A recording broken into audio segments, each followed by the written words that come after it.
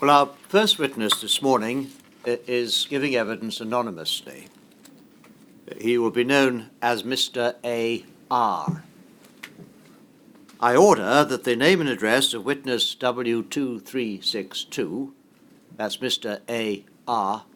to you and me, and any other identifying information, such as the witness's image or a description of their appearance, cannot be disclosed or published in any form unless express permission is given by me or by the solicitor to the inquiry acting on my behalf. Witness W2362 must be referred to only as Mr. A.R. The order remains in force for the duration of the inquiry and at all times thereafter, unless otherwise ordered. I may vary or revoke the order by making a further order during the course of the inquiry. In making this order, I note, Ms. Richards, that there has been, in the typed script, an error in the witness number in paragraph 2. Can it please be reissued so that the press have it in its proper form? The witness number is W2362. Yes, that's already in hand. Thank you. Mr. A.R., please.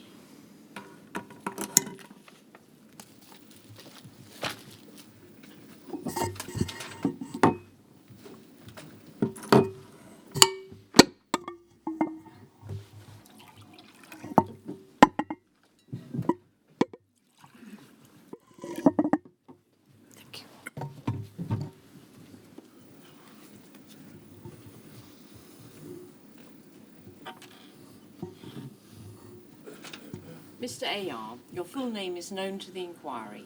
Could you take the book in your raised hand and repeat after me? I swear by Almighty God.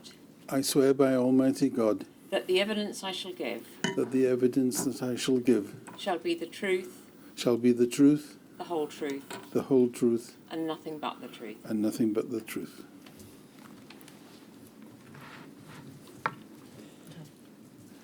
Mr. A.R., you're a retired doctor, having qualified in 1974 in medicine.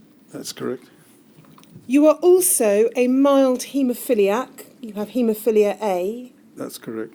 Diagnosed when you were a child. Yes, in Oxford. And you were infected with hepatitis C through the use of factor VIII products. Correct. And I'm going to be asking you both about your personal story, but also aspects of your medical career. Correct. Now, your father was a pathologist, and you became interested in medicine at a relatively early age. Yes, it was what was discussed tea time. And he used to discuss his work with you from your teens onwards. Correct. And you have a recollection of one of the things your father discussing with you was the practice of a surgeon in Wales in relation to transfusion. What can you tell us about that? What I can tell you is that he was worried about the practice that the surgeon had, in that he used to give women who'd recently had a child 1 unit of blood. And he brought this to the attention of the Wales Transfusion Service, and a meeting was held between the director and him initially, and they collected all the figures relating to the surgeon's use of this 1 unit transfusions, and found that he was responsible for the majority of 1 unit transfusions in adults in Wales. And your father's concern, as I understand it, was twofold. The first was that there was no real clinical value to a 1 unit transfusion in these circumstances. Correct. That was his opinion, that 1 unit of blood given to an adult had no clinical use at all. But also, your father voiced a concern about blood and the transmission of hepatitis. He did indeed, yes. So that's something that you were aware of through that route, and your father as a pathologist was aware of by the early to mid-1970s. Yes. Now, you qualified as a doctor in 1974, and you've said in your statements it was known at the time you were qualifying that people could go yellow after transfusion. Yes, correct.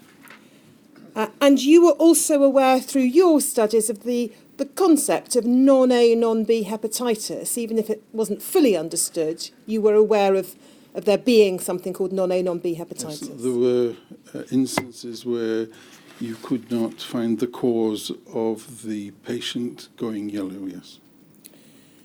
In August of 1975, you moved to Queen Elizabeth Hospital in Birmingham Correct, yes. as a senior house officer in the haematology department. Yes, it was in clinical haematology. That's the important part.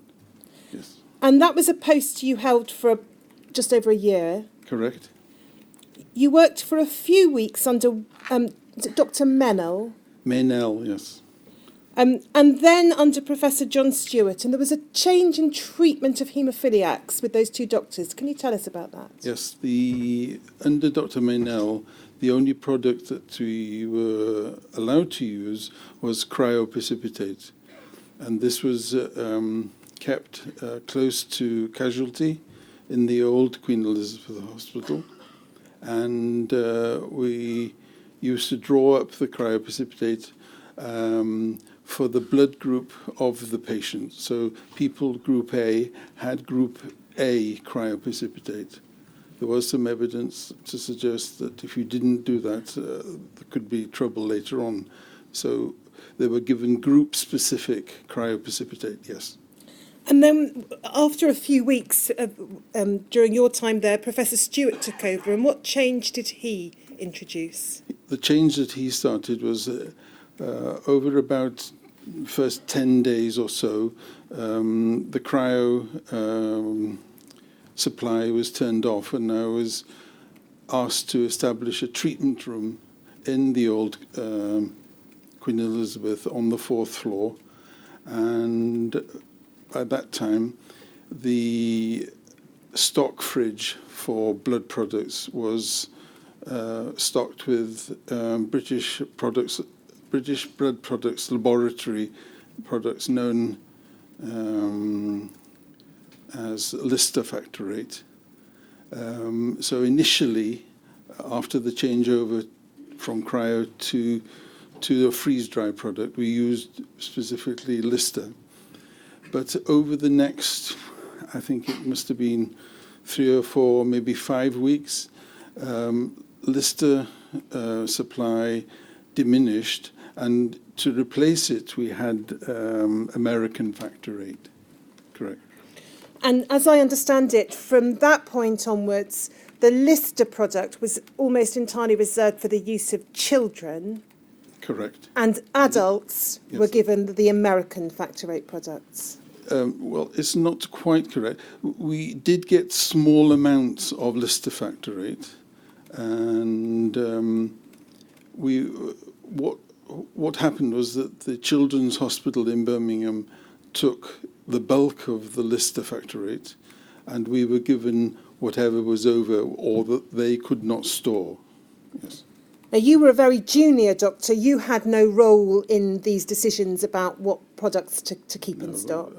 I wasn't asked. I was told what products to use, and they were in the fridge there. And one of the tasks that you were given was teaching patients how to inject themselves with Factor VIII for home treatment purposes. Correct. For each patient, I drew up a sort of a teaching guide.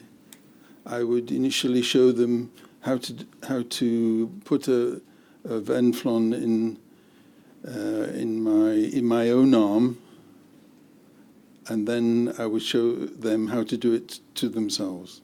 It seemed to give them a bit of confidence that I actually could do it to myself, to give them confidence to be able to put in a Venflon for themselves, yes.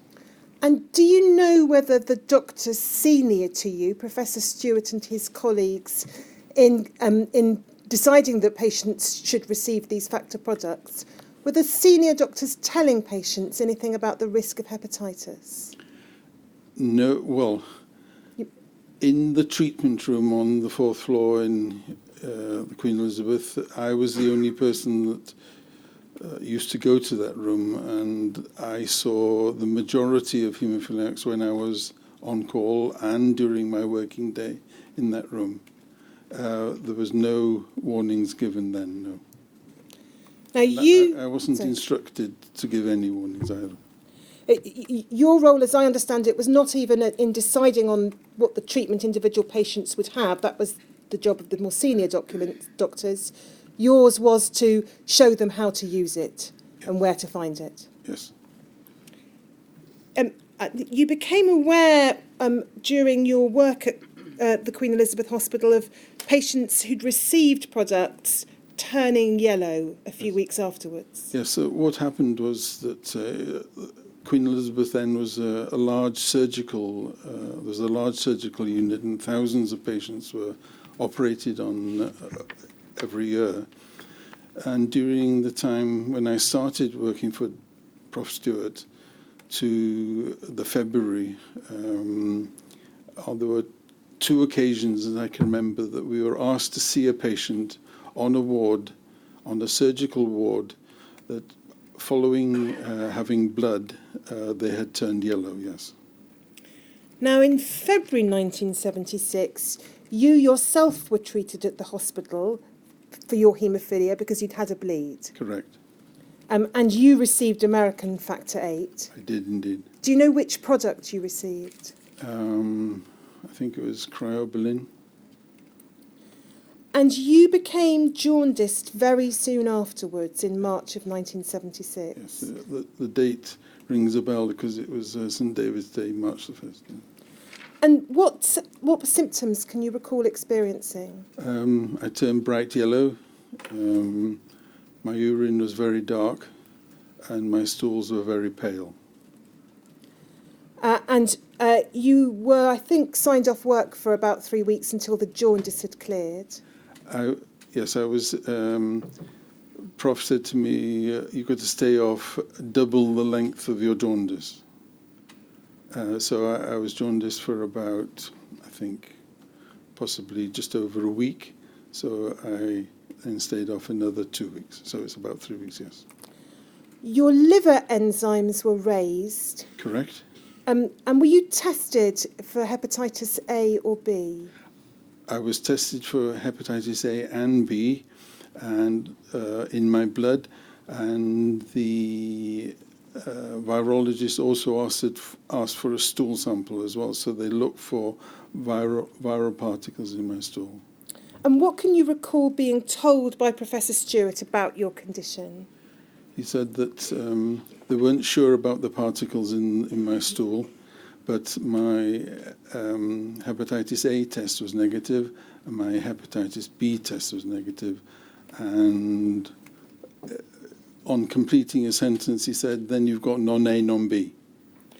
And did he tell you anything else about non-A, non-B or prognosis? Yes. I asked him, what is the consequence of that? And he said that you are likely to have an increased risk of having cirrhosis and a slightly smaller risk of having cancer of the liver. So Professor Stewart, at least at that time in 1976, understood that non-A, non-B could have serious consequences. Correct. And he told me that sort of with the result form in his hand, and sort of a microsecond later said, "You've got non-A, non-B," and then told me the consequences, yes. Now, as part of your work at the Queen Elizabeth Hospital, you assisted 2 virologists who were conducting a study about hepatitis. Yes, coming from a pathological family, I wanted to know what this non-A, non-B was. So I phoned up the two virologists that were dealing with the hepatitis side of things, and I said I would give them any samples, blood or stool, for them to investigate me to find out what was going on. Yes. And as part of that, you became involved in collecting blood samples from patients before and after Professor Stewart gave treatment. No, I gave the treatment. I took blood. What happened is when I went back to work, the first patient I saw, I said, I've turned yellow after having this product. I've devised a sort of an investigation into what's going on, and the virologists have advised me that the best samples to take would be a sample before I gave the infusion of the American Factor VIII or the blister, and then at the end take another sample from them. I explained to my patients that I had become yellow, and I would want to find out if anybody else is going to go yellow. And the investigation, I also told them that the risks after going yellow were that you had an increased risk of having cirrhosis and a slightly lower risk of having cancer of the liver. Yes. But by slightly lower, you mean slightly lower increased risk? Beg your pardon? By slightly lower risk, you mean not lower than normal, but lower than the risk. Lower of than the cirrhosis. risk of having cirrhosis. But itself an increased risk. Yes, indeed, that is. So in relation to the samples which you took, the blood samples which you took for testing, you did obtain the consent of the patients. Yes. And you explained to the patients I did. verbally, Yes. although not in writing. Not in writing, no. The consent for giving treatment then was not ever in writing. People came to the treatment room, they would undress, and because haemophiliacs have a favourite vein, they say, I want it there, doc, or can I put it in there? And you would say, yes, yes. And so when you were taking the samples for the patients you were treating for this purpose, you told them why, you told them about the study, Yes. you told them about your own experience, Yes, I have. and you told them of the risk of hepatitis. I did indeed, yes. And I kept their name in a Cardex file, and I put the number that I'd chosen, if it was Mr. Smith, Mr. John Smith, I put JS and then the number, and I would enter that on the Cardex in a file that I kept on my desk.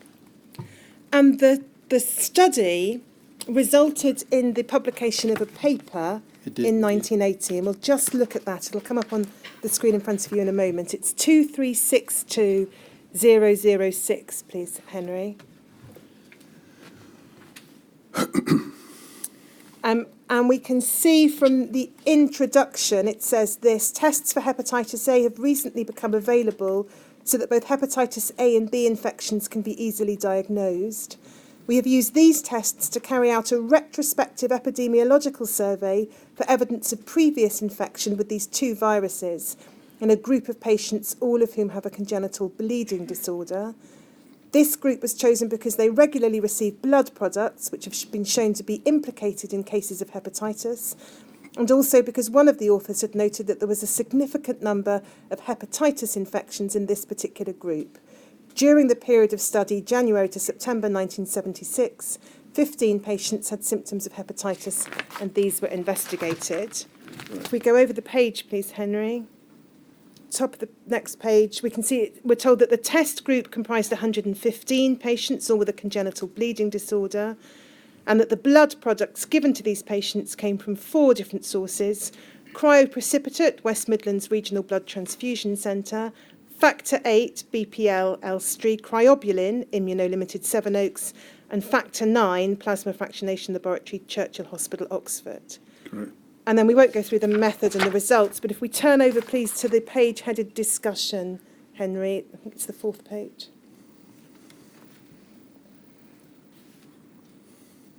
And if we go halfway down the page, we see this in the discussion. The majority of our patients with symptoms of hepatitis had neither hepatitis A nor B. Since both these infections can now be diagnosed, it has become obvious that there is a third type of hepatitis, so-called non-A, non-B hepatitis. This would seem to be the most likely cause of illness in our group of patients, although because this was a retrospective study, it was difficult to establish whether these episodes were primary infections or recrudescences of previous infections. The epidemiology of non-A, non-B hepatitis is well known, and it has been shown to be a major cause of hepatitis associated with blood transfusion in North America. There is also evidence that non-A, non-B hepatitis can progress to chronic active hepatitis. And then it says in the UK, it's been reported that patients regularly receiving blood products suffer from repeated episodes of jaundice and also from chronic hepatitis. And the most likely cause of this would seem to be non-A, non-B hepatitis. And then the study refers to a suggestion that the problems increased since 1974 when foreign-produced factors came into widespread use in the country, but refers to your own results, where it says the non-A, non-B hepatitis occurred in patients receiving only British products and also those receiving cryoprecipitate. And then it says this, is that as yet there's no diagnostic test for non-A, non-B hepatitis. We feel that one is much needed if this infection is to be eliminated from blood products.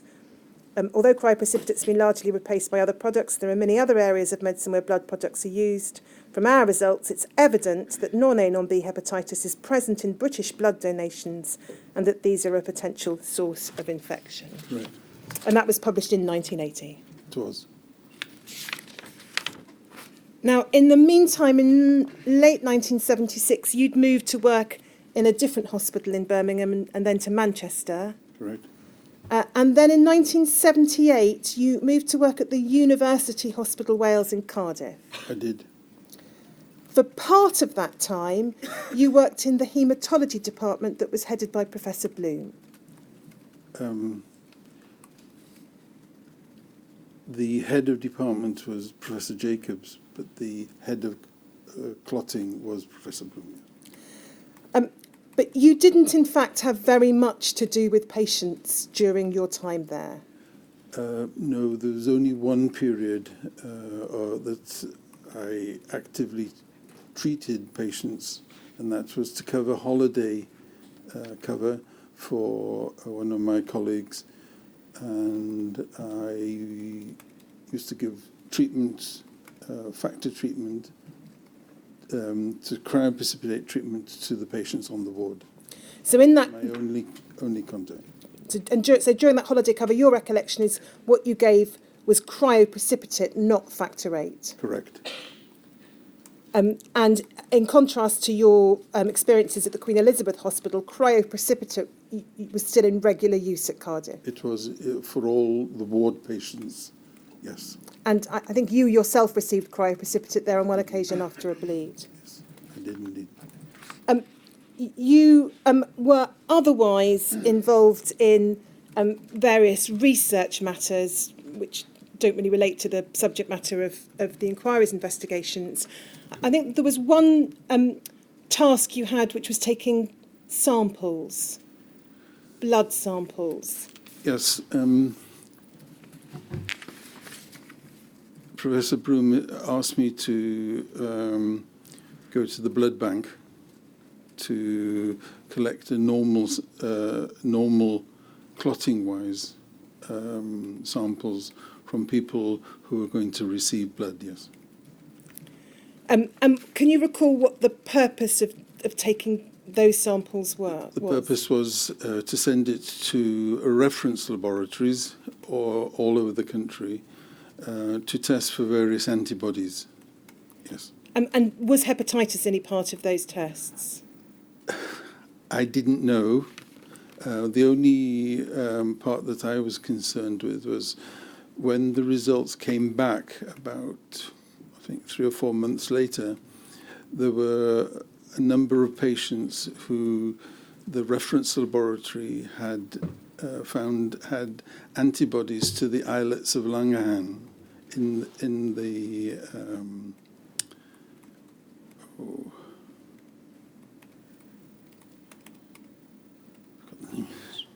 Sorry, I can't help. in the it's gone from my head. Say that you've gone blank. Which part of the body are you talking yes. about? The what's it called? Pancreas? Pancreas. Islets of Langerhans in the pancreas. There were 6 such patients, and the prof asked me to break the code of the blood bank and write to the general practitioners of those 6 patients and explain to the general practitioner that these people had a positive test for antibodies against their islets of Langerhans in the pancreas, and we know that people who have antibodies to the islets of Langerhans in the pancreas have an increased risk of developing diabetes in later life. And was there any particular reason why, whilst you were working there, you only did a couple of weeks holiday cover in terms of direct patient interaction? It was nothing was ever said to me, but I feel probably John Stewart had contacted, this is supposition now, but I think he probably contacted Prof Bloom to tell him that I inform people of the risks of various. But I don't know, I have no evidence that conversation took place, but I was kept away from haemophilia patients because I worked, my contract was for 3 years, and you're meant to go around the various sections in haematology, but I only had a 2-week period looking after haemophilia patients. My main protocol was the day unit where I gave chemotherapy for the leukemia patients and also operated the cell centrifuge. Now, you ceased working there in the early 1980s and decided to train in general practice. Correct. And you became a partner in a GP practice in 1984. Yes, I did. And you remained a GP for the next decade or so. Yes. Your jaundice in 1976 had cleared, as you've told us, but how was your health in the years that followed? What happened was that I normally, I don't know if people know that in hospital, when you're on call, you do on call on Friday, Saturday, Sunday, and you work the Monday, and you go home. You go home at 5 o'clock. I found doing that was more difficult. I became tired and lethargic. In 1983, you had a bleed, and you specifically asked for a Lister product to be given Yes, I to did. you. I did. And why was that? Because I knew the risk, the pool size for Lister freeze-dried factor VIII was less. It was, I think, 1,500 instead of the 40 to 60,000 of the American. So the risks, the population was a different population too. It was a volunteer population and not a paid population. Yeah. And you became aware of the connection or suspected connection between blood and blood products and HIV. Yes, correct. You and your wife started to use condoms because of that risk. Yes, And you were tested for HIV in 1988 and 1989. yes. At that time, you had to have 2 tests several months apart to be designated negative. Yes, And those tests were negative. yes, they were. But you continued to have abnormal liver function test results Yes, and high enzyme levels. yes, And you were suffering as well as from lethargy, increasingly, I think, from joint pains. yes. The reason that I went to see my haematologist in my local centre was that I had arthralgia, pain in all my joints in my body, and I thought I was having bleeds into my joints. And it was August of 1992 when your diagnosis of hepatitis C was made formally. Yes. And the reason that I had pains in my joint is that I had a very high viral load. Yes. And you say in your statement that in one respect you were pleased that this virus you'd suffered from since 1976 now had a formal name and label and formal diagnosis, because you thought you might be able to get some treatment for it. Yes, yes, but I was rather concerned that there were decisions taken. I knew that the first generation tests were available, but wasn't available only to research establishments in the UK, not to any hospital. And so we had to wait until 1992 for the second generation test, yes. In the year before that, 1991, you'd been diagnosed with a condition called Yersinia. Yersinia, correct? What's that? Yersinia is a sort of is the cousin of bubonic plague, and people who get Yersinia have a reduced immunity, and I think I caught it from seagull feces. I can remember at the local garage cleaning my car, and the car was wet and splash. I don't know, but yes, I had Yersinia. Luckily, there is a cure for Yersinia, and that's a 3-week course of tetracycline. Now, having been diagnosed with hepatitis C, you were referred to St Mary's London to participate in a clinical treatment trial. Yes, How did that come about? Yes, I was lucky that one of the local physicians was in medical school with the man who started the trial. He was aware that his friend had done a pilot study on a treatment, a new treatment then, which was a combination of ribavirin and alpha interferon. And I was one of the first patients in the first study group to be given ribavirin and alpha interferon.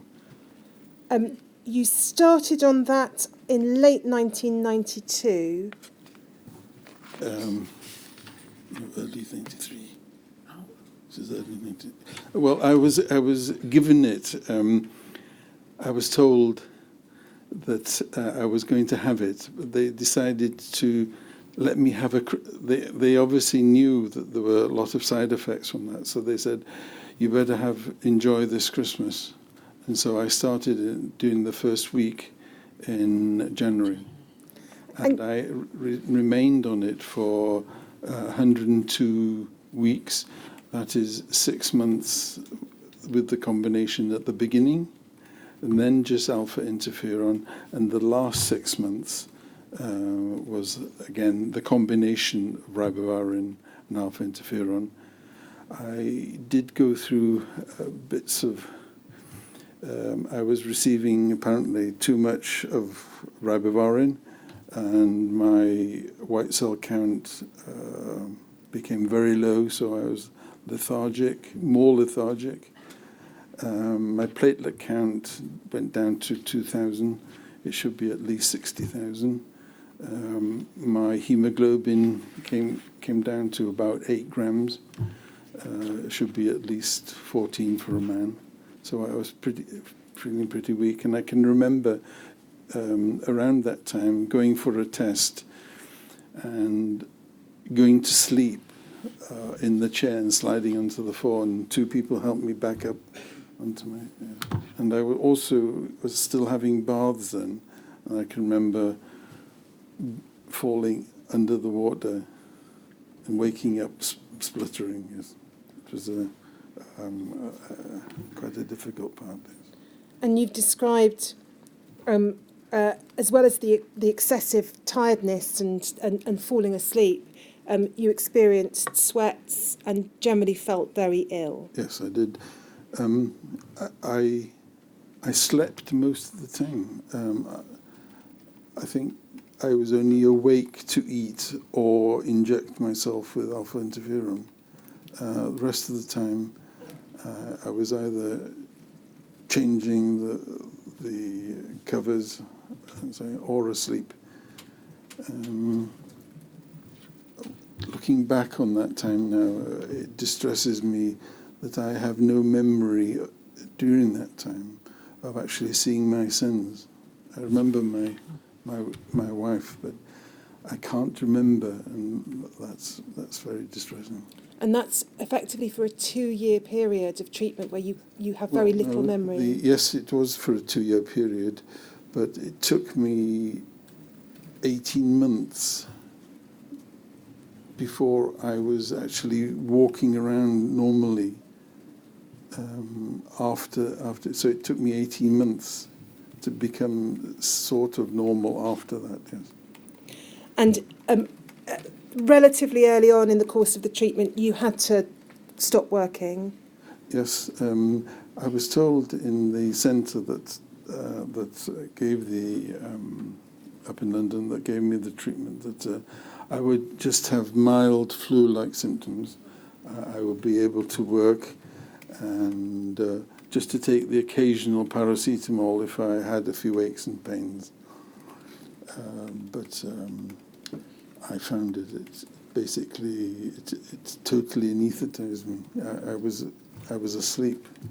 I just can't have no memory of most of that time at all. And in the middle of 1994, your statement says you had to retire as a GP at the age of 45 on ill health grounds. Yes, general practitioners are nominally self-employed, although you only have one master, which is the government, really. You contract your services to the government, and you have to pay for your own locum. Now, if I'd stayed longer than August, I would have had to be declared bankrupt because I would have to pay for all my locums. And you said in your statement that should have been the prime of your working It life. should have been, yes. Yes. In June of 1996, you were told you were PCR negative. You'd cleared the infection. Yes, just after the beginning of my second lot of ribavirin and alpha interferon, that's the last lot, they did a PCR, but they said, don't get excited. Don't get excited. We've got to do this in another 6 weeks. But it turned out to be right. And I've had PCRs every year since then. And it was a condition of my employment and the General Medical Council somehow got to know about my state of health. I didn't inform them, but I received a letter. And in it, I had to sign a document that was witnessed that I would agree to have a test every year and inform my colleagues about the result, yes. As you've said, it took you a significant period of time to get over the physical effects of the treatment. Throughout this time, you'd kept your diagnosis private. Yes. But you've mentioned in your statement that there were rumours within your local community that you'd had liver problems and you'd be asked if you were now off the bottle. Yes. The first time, one of the first walks that I made, roughly a year after or more after I'd stopped treatment, I was asked if I was off the bottle. So obviously it had got out somehow in my local community. That my answer to that was, yes, I've been off the bottle since I was 18 months old. And your statement describes your concern that you might have infected your wife or your children, which was a cause of great worry to you. That's right. And your inability to play an active part in family life during this period. I was tiring after being up maybe an hour, and I would have to, initially anyway, I have to go up to bed and lie down. because the aches and the pains far so, well, I suppose agonizing, really, yes. And you describe yourself in your statement as lucky to have survived, Yes, but you still suffer permanent side effects from the treatment. Numbness in your hands and feet, that's correct. hyperthyroidism, Yes, feelings of cold and lethargy. correct. Now, following the conclusion... And deafness as well. And deafness, sorry. Following the conclusion of your treatment, you were advised that it was safe for you to resume practicing medicine. Correct. I wrote specifically to the centre in London, and they gave me a letter. Speak up. They gave me a letter to show to my prospective employers, because I initially thought that I would start doing locums, but I'd lost all my medical language. So I asked locally, was there anywhere that I could relearn it without actually doing a job? And they said no. I asked the registrar's training scheme, would they help me with my language? I couldn't do that. I wrote to the BMA and asked them, could they do that? I wrote to the GMC to ask whether they had any schemes going, and they said no. So I devised my own scheme, and my uncle used to work for the tribunal service, so I thought that's possibly a way to get in. And I applied for a medical post to sit on the tribunal. You describe in your statement one experience and when you were attempting to do locum GP work of a practice manager having been informed by you of your previous diagnosis, saying that they didn't want you to work there. No, I was interviewed by a partner, and I was phoned up, I think 2 or 3 days later, and it was rather embarrassing because the practice manager there was somebody who I went to school with, and they informed me that my services were no longer used because I'd had hepatitis. I don't think the doctor understood, because at the time there was a lot of in the papers, in the redheads, as they call them, redhead papers, about hepatitis and people dying, and their patients dying from catching hepatitis B, was in fact from a surgeon that had been employed in the area. Yes. You describe in your statement feeling very low in the aftermath of the treatment, and it was only subsequently that you realised you were clinically depressed. Yes, that's correct. The study actually showed apparently that in the years after I was treated, that they gave prophylactic antidepressants to the people who had the treatments that I had. Yes. And you decided that you needed to do something different, and you went to Germany with the Royal Army Medical Corps for a period of time. Yes, initially for a year, yes. You then, in 2000, worked as a salaried GP in England. Yes, I did.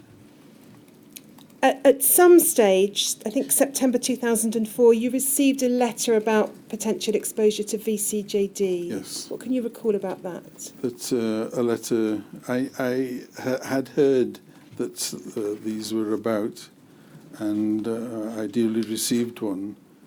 It did concern me. Another another load to carry. Yes. You did respond to the questionnaire saying that you wanted to know if you had received one of the implicated batches, and you were told that you had not, but you were considered at risk for public health reasons. Yes, they considered then that people who had received blood products were at an increased risk. Now, you and your wife had divorced by this time, and you went back to Germany to work for the Royal Army Medical Corps again, Yes, and you stayed there until you retired at the age of 59 correct. and returned to Wales. I did indeed, yes. And you and your wife reconciled and remarried in 2010. We did indeed, yes. You describe in your statement that your financial position is much worse than if you'd been able to continue your career as a GP. It was indeed, yes. In terms of financial assistance, you've received a one-off Skipton payment in 2004, Yes, that's correct. and you've received some additional payments since November 2016. That's right. You received them from EIBSS. Yes, the reason for that is that I was infected in England, although I was living in Wales. It just illustrates the... The last thing I wanted to ask you about is just an observation that you make in your witness statement about the idea of, in the time when you were practicing as a doctor, the idea that the doctors knew best. A Yes. paternalistic attitude is essentially what you describe in your statement. Can you tell us more about that? I had the principal of the firm always believed, he used to say, doctor knows best, they're there, I'll take care of it, you go away, don't worry. Matron. Yes. Matron. Matron.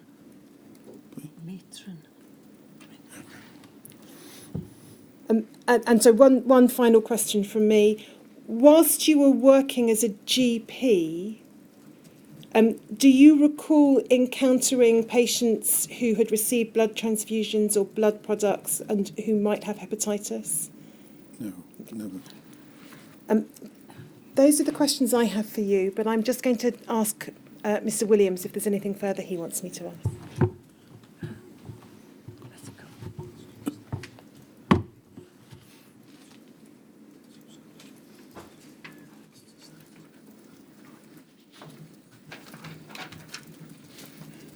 There are just 2 points that Mr. Williams has asked me to raise with you, and they relate to the time you were working under Professor Bloom or in Cardiff.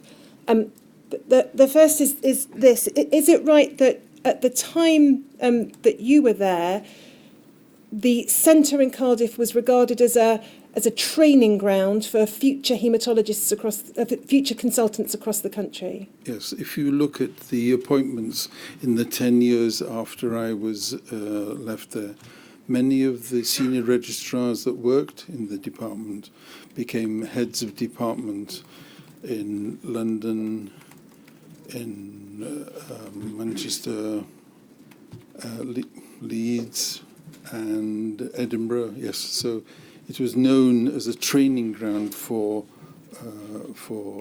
consultant haematologists. Yes. And secondly, I understand from Mr. Williams you have a recollection about 2 Scottish technicians who'd applied for jobs in Cardiff. Yes. And made an observation. Yes, there were people who helped me with my MRC Part 1 exam.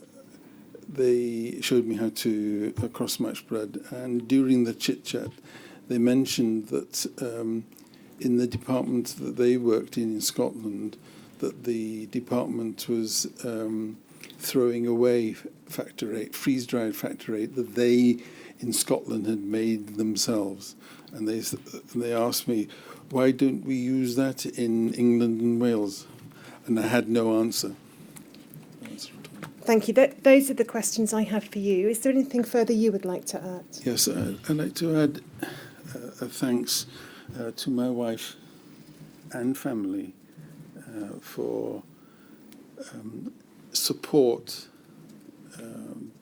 both in all senses of the word, and my 2 sons in particular. I rely on them a great deal for that support.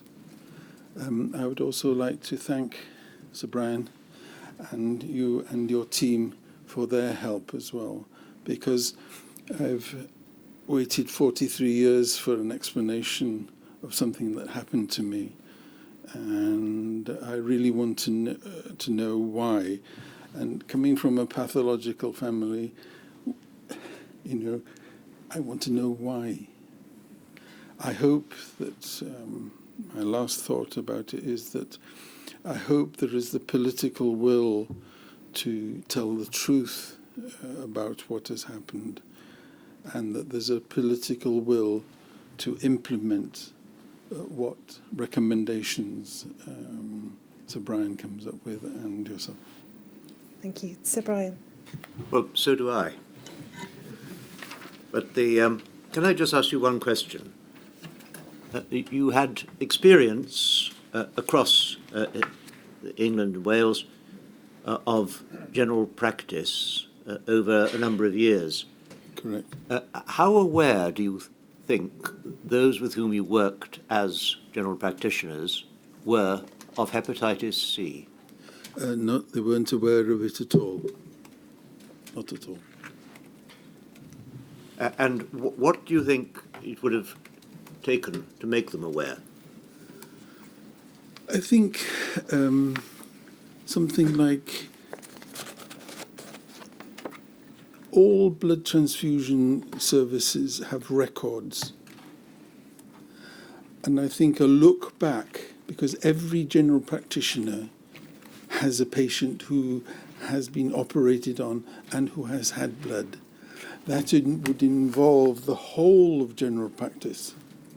So if they did a proper look back to see who got the bad blood, that would involve all the GPs, and then they would have to, because I don't know, in a year maybe 30 or 40 patients in the practice would have an operation that required blood.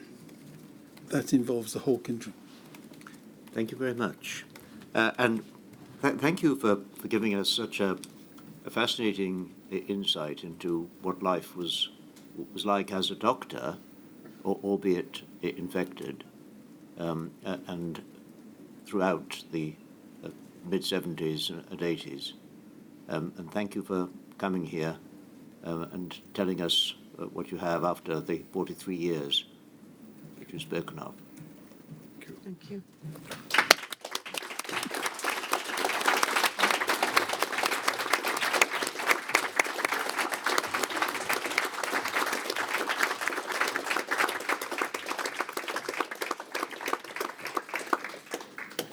We're going to take a break till 11:30. 11:30.